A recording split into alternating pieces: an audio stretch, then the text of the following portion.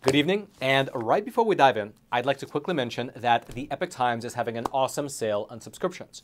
Just 25 cents a week for an entire year, which if you do the math, works itself out to just be $8 a month. And so if you are tired of all the censorship on this lovely platform called YouTube, as well as all the other platforms out there, and you're looking for an honest source of news, and maybe you've been considering trying out the Epoch Times, well, now's a great chance. I'll throw the link down to the sale page. It'll be right there at the top of the description box below. You can just click on that link and try the Epoch Times for yourself for just $1 a month. I'm sure you'll love it. And now, jumping into today's main topic, just yesterday, House Republicans released a new set of bank records which showed that Joe Biden's son, Joe Biden's family members, as well as their close associates, were paid more than $20 million by Russians, Ukrainians, as well as other foreign nationals while Joe Biden was serving as vice president. Now, if you have been paying attention to this whole saga over the past year now, then you're aware that these records are just the latest batch that were released by the House Oversight Committee, who is currently in the process of probing the Biden family. The committee has, thus far, subpoenaed 6 different banks, and they've received thousands of records, including these new ones here.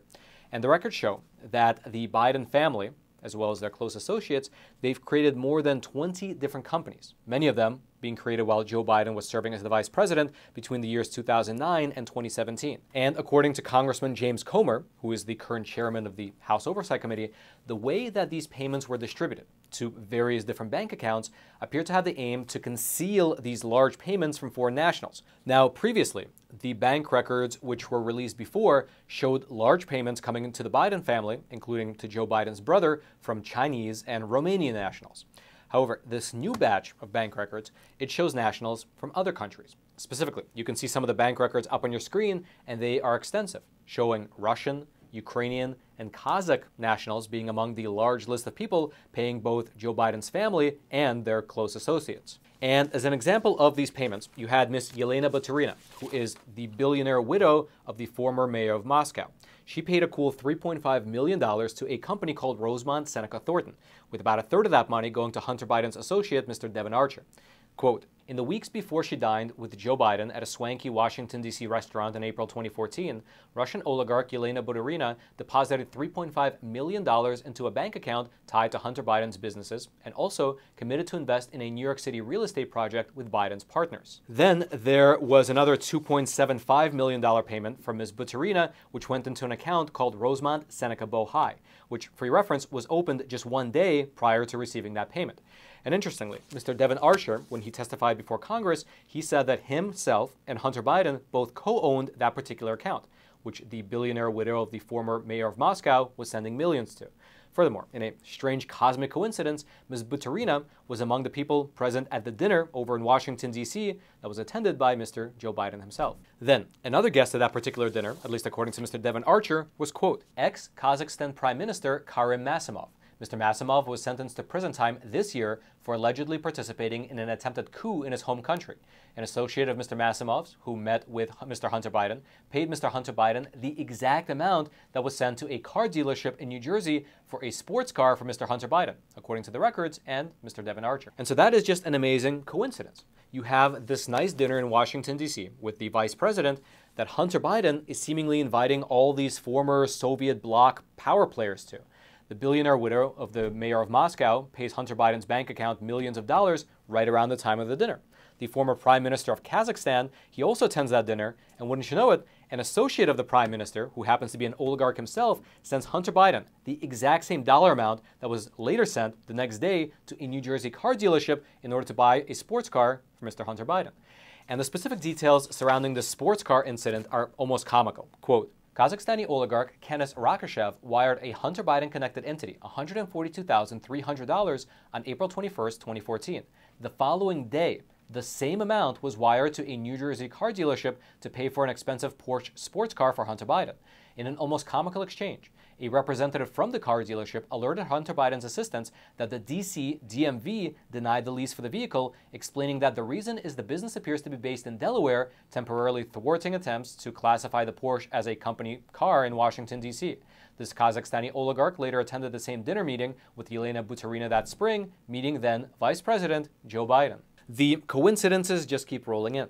Now, besides all these dinners, Devon Archer also testified to Congress that Hunter placed Joe Biden on speakerphone at least 20 times during various business meetings, and that Hunter, in exchange for these payments, delivered the Biden family brand. Here was, in fact, Congressman James Comer, who is, again, the current chairman of the House Oversight Committee, laying out exactly how the situation played out after listening to Devon Archer's closed-door testimony. Quote, during Joe Biden's vice presidency, Hunter Biden sold him as the quote-unquote brand to reap millions from oligarchs in Kazakhstan, Russia, and Ukraine. It appears no real services were provided other than access to the Biden network, including Joe Biden himself, and Hunter Biden seems to have delivered.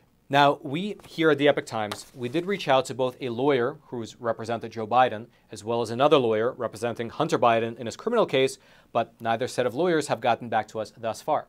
However, it seems like the situation publicly for Hunter Biden just went from bad to even worse.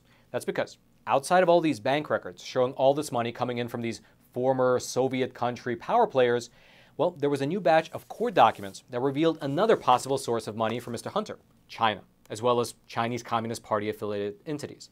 Specifically, these new details came in the form of court records from Hunter Biden's plea deal with the Department of Justice. Now, during a hearing on his plea deal, Hunter admitted to receiving money from a Chinese energy company called CEFC. Then, as you can see up on your screen, exhibit number 1 of Hunter's plea agreement, the prosecutors actually went into much greater detail regarding these different transactions between Hunter, Chinese companies, and Chinese communist affiliates. Quote, income received from such sources is listed as at least $2.6 million in all. However, the total is likely substantially higher due to the combined ways some of his income was listed in the document.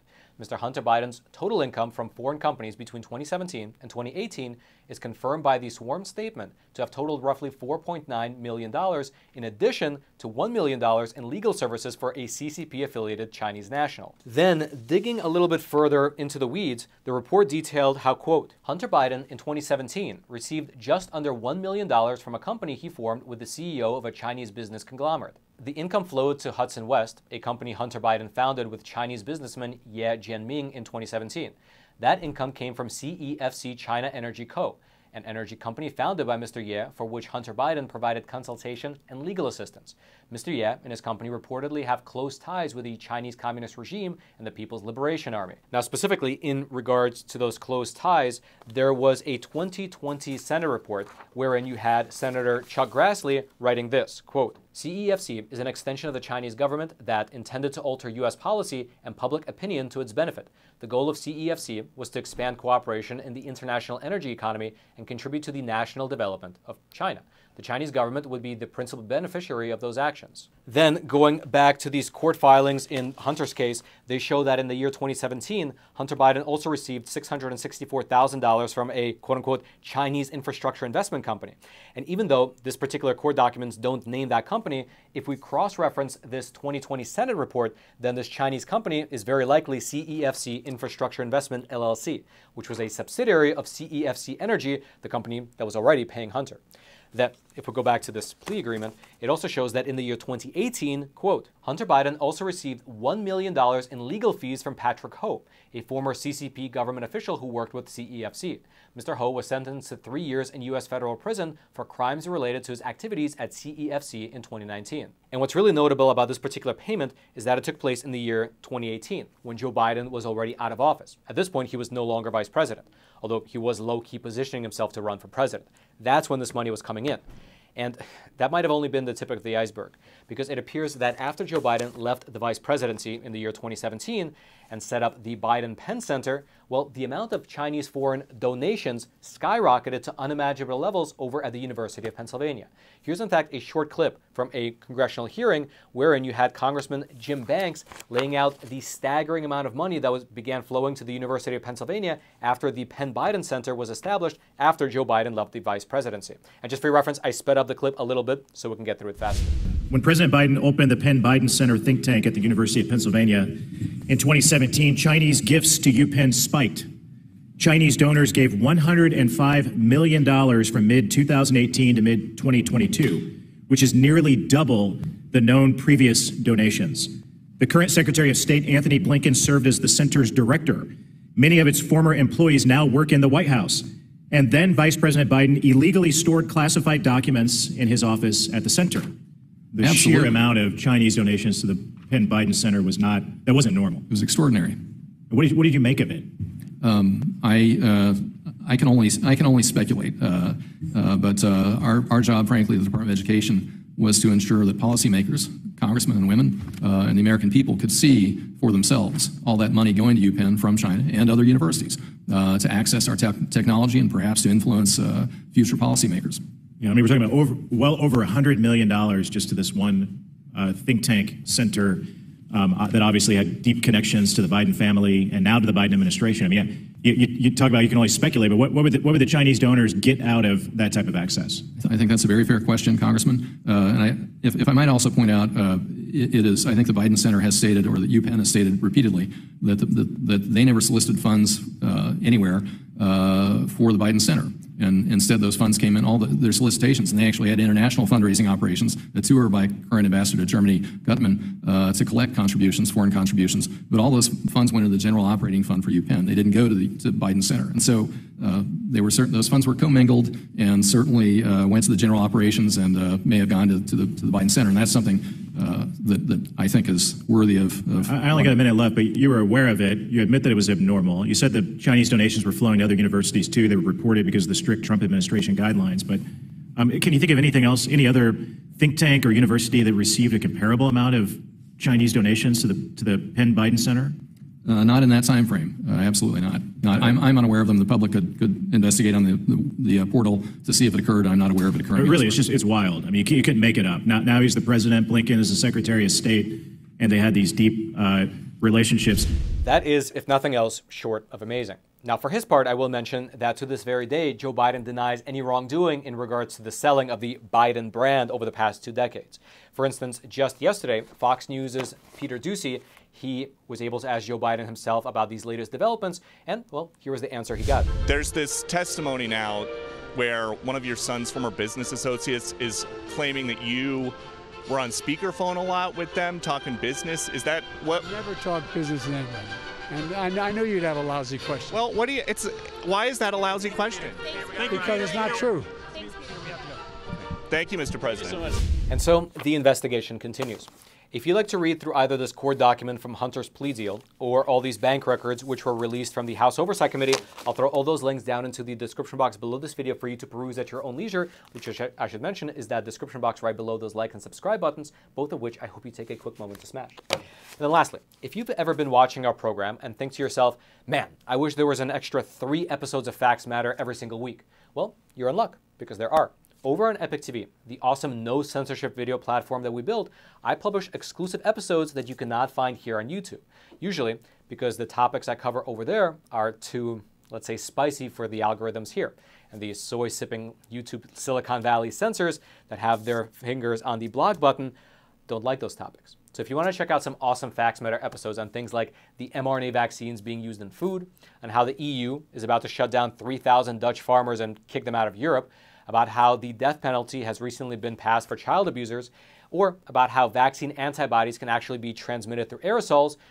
If you'd like to check out my interviews with Dr. Robert Malone, Dr. Peter McCullough, as well as a plethora of other great guests, or if you would just like to support the work that we do here at the Epoch Times and be part of an exclusive, awesome community, well, I hope you check out Epoch TV. The link will be right there at the top of the description box below. And as I mentioned earlier in the episode, now is a good time to try it out because they are running an awesome promo, just 25 cents a week for the entirety of the year. And so if you've been on the fence about trying the Epoch Times, now's a great chance. Again, that link will be right there at the top of the description box below. Just click on it, you'll head on over to the sale page where you can subscribe for just, again, a single $1 a month. And then, until next time, I'm your host, Roman from the Epoch Times. Stay informed, most importantly, stay free.